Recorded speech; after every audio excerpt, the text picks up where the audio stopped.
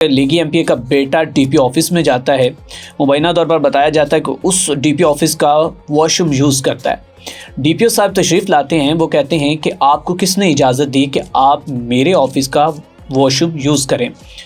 वहाँ पर बहस व तकरार होती है। बहस व तकरार होने के बाद डीपीओ साहब ये कहते हैं कि गेट लॉस्ट, यहाँ से दफ़ा हो जाओ। उसके बाद जनाब जो है वो उसका बेटा एमपीए साहब का डीपीओ साहब को वहाँ से ट्रांसफ़र करवाने के बाद ये कहता है सोशल मीडिया पर आकर कि नाउ यू गेट लॉस्ट। तो क्या कहेंगे, क्या कहानी क्या है, इसके अंदरूनी मनाजिर क्या सर? अच्छा, आप क्या समझते हैं कि शायद ये बात सच है कि वॉशरूम के मामले पर ही डीपीओ को चेंज किया गया? क्या इसके पीछे कोई कहानी और? ये तो ऐसे ही एक अफवाह कह लें आप। ठीक है। इन छोटी छोटी बातों पर डीपीओ चेंज होते हैं? क्या डीपीओ इतने कमज़ोर होते हैं कि सिर्फ इस बात पर डीपीओ को चेंज कर दिया जाए? ठीक है।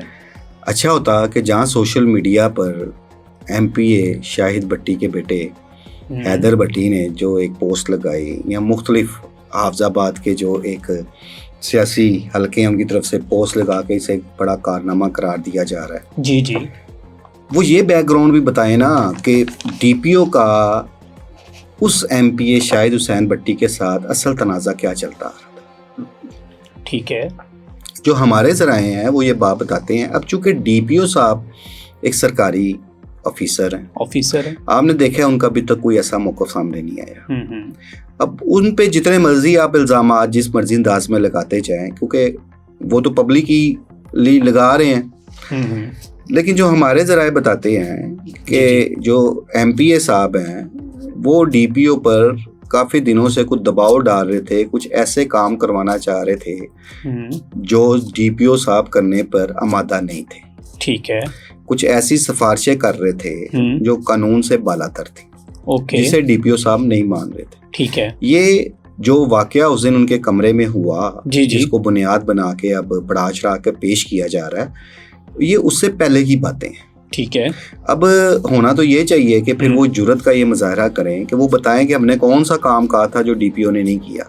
जी जी। दूसरी बात, जी जी, मौजूदा गवर्नमेंट के हवाले से ये बातें थी, नज़र भी आए कई मामलात में कि कुछ सियासी प्रेशर बर्दाश्त या सियासी दबाव जो है वो नहीं डाला जाता, अफसर नहीं ले रहे जी। लेकिन एक चीज़ तो साबित हुई कि ज़िला हफ्ज़ाबाद में इससे पहले भी बहुत सारे ऐसे मामलात हुए जिसमें हुकूमती जमात के जो अरकान असम्बली हैं उनकी एक वाज़ेह मुदाखलत नज़र आई एडमिनिस्ट्रेशन के मामलात में। ठीक है, बिल्कुल ऐसे ठीक है। और अब भी चूँकि वो शाहिद भट्टी ना सिर्फ नून लीग की एमपी हैं, बल्कि उनका हफ्ज़ाबाद का जो सबसे मजबूत ग्रुप है तारड़ ग्रुप, जी जी, उससे बहुत अच्छा एक करीबी ताल्लुक भी है। ठीक है। और जो तारड़ ग्रुप है हफ्ज़ाबाद का, जी जी, वो खासा असर रसूख रखता है इस हवाले से, और उसका वो अफसरान की तब्दीली में अपना किरदार हमेशा से अदा करते आए हैं जब उनकी गवर्नमेंट होती है।